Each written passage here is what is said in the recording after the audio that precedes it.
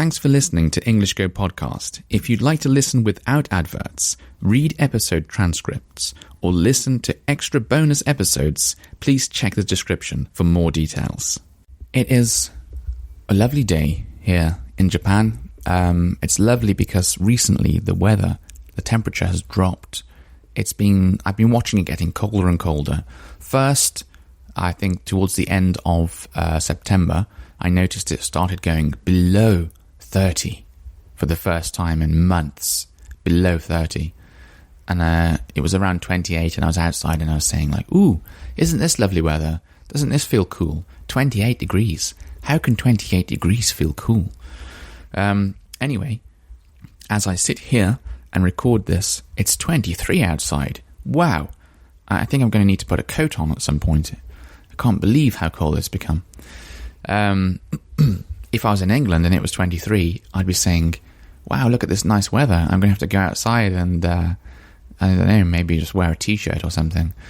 It's funny how you adjust to these different climates, these different temperatures.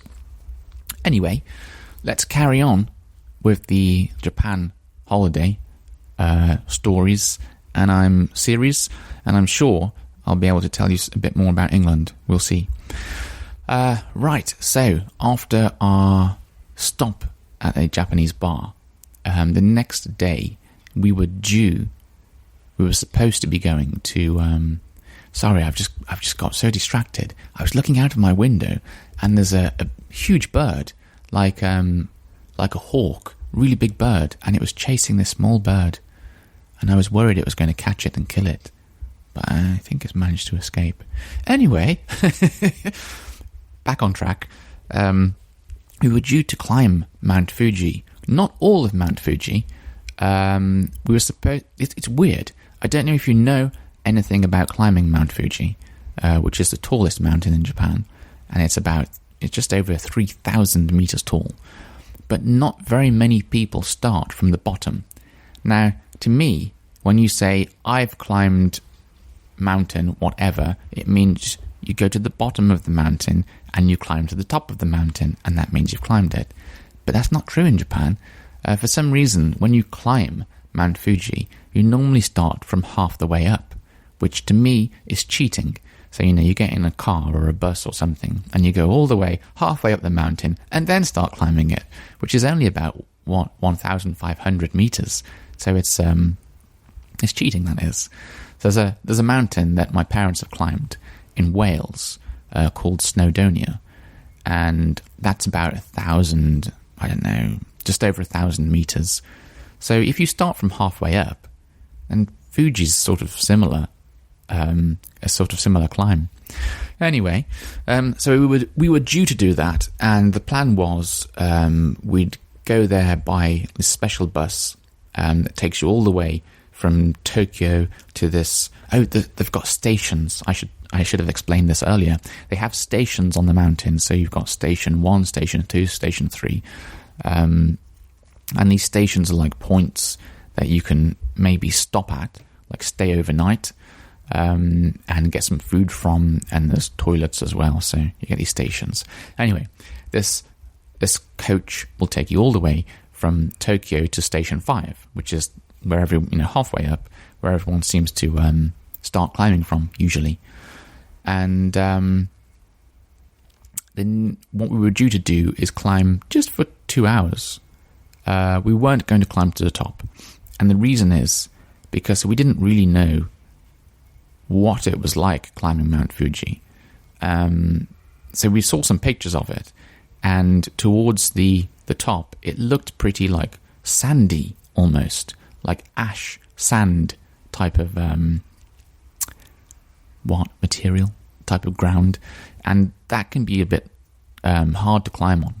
So my parents are getting a little old now, so we thought, let's just climb for about 2 hours, and we'll see what the conditions are like, and then maybe if they come to Japan again, then, if the conditions look good on the mountain, then we'll do the proper climb from halfway up, all the way to the top. So the plan was to just climb for 2 hours from Station 5 to Station 7, and we were going to stay there overnight and then wake up really early before sunrise and hopefully see a beautiful sunrise, where the sun is like above the clouds and it looks really amazing. That was the plan. That's what we were going to do, and that's what we'd paid for. We'd paid for the coach fare. We'd paid for to stay overnight at one of these mountain stations. And then a typhoon came and ruined all of our plans, because it was a bit rain. It was looking a bit rainy and a bit windy on the day that we were due to go. And my wife was saying, like, I don't think we should go because there's a typhoon coming. And typhoon doesn't mean anything to English people because they've never experienced one before. We don't have typhoons in England. So we just think, typhoon, what's that? Wind and rain. That's okay. Don't mind that. We have wind and rain in England all the time. So we don't really understand the seriousness of it. And I was ready to go, and my parents were ready to go, and my wife was saying, don't think it's a good idea. So we were thinking about it for a long time, and in the end, my wife found the hut that we were supposed to be staying at overnight, and I think they said that they were closed or something, that they're not opening or something like that. I don't know. I didn't make the call.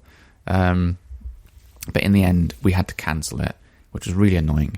And you won't believe what the person said in this hut that we'd paid to stay there overnight.